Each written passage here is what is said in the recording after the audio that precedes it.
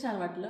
आम्ही आता दुसऱ्यांदा आलो होतो. पहिल्यांदा मी आणि आमचे मित्र आलते, सरांचे मित्र आणि फॅमिली आलो होतो. डॉक्टर साहेबांनी व्हिडिओ दाखवला होता, तेव्हाच ठरवलं होतं की बेटावर जायचं.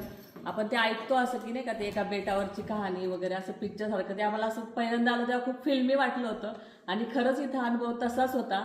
असं वॉकिंग करायचं म्हटलं तर थोडीशी भीती, आपण बेटावर आहे म्हणजे पुण्याच्या जवळ 3 तासात अगदी आपण इथं पोहोचतो. आणि एवढं सुंदर बेट आहे, इथलं वातावरण, निसर्ग खूप छान आहे, इथले स्टाफ खूप छान आहे. ताई जेवण अप्रतिम बनवतात.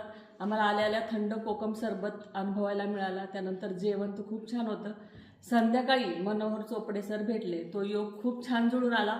मेवाने सरांमुळे तो योग जुळून आला आणि त्यांची वाक्य एवढी अप्रतिम होती ना की म्हणजे विसरू शकत नाही. सरांनी जे सांगितलं, शिस्तीत जगायचं, मस्तीत जगायचं, किंवा झाडांवर कसं प्रेम करायचं, झाडं आपल्याशी कशी बोलतात, प्राणी आपल्याशी कसे बोलतात, म्हणजे आपण या गोष्टींचा विचारच करत नाही. एवढं सुंदर सरांच्या जेवणाच्या अर्धा तासात आम्हाला खूप छान शिकायला मिळालं. प्रसाद दादा आणि ताई एक नंबर आहेत, स्टाफ पण खूप आहे, म्हणजे आपण पूर्ण फॅमिली घेऊन इथं येऊ शकतो.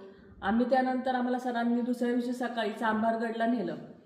एवढा अप्रतिम अनुभव होता. म्हणजे येतानाच आमच्या डोक्यात होतं की कोकणात जायचं तर कुठला तरी किल्ला पण करूयात, पण सरांच्यामुळे चांभारगड अनुभवायला मिळाला. तिथे दादांनी आम्हाला खूप सुंदर माहिती दिली, किल्ल्याचीही दिली. त्यानंतर पोहे, चहा, नाश्ता खूप सुंदर झाला. आणि आल्यावर दुपारी जेवण.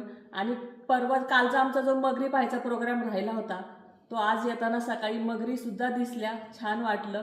आणि नक्कीच सगळ्यांनी फॅमिलीने येऊन एन्जॉय, 2 दिवस तरी इथं पाहिजे तर आपण खूप छान राहू शकतो आणि सगळं वातावरण अनुभवू शकतो.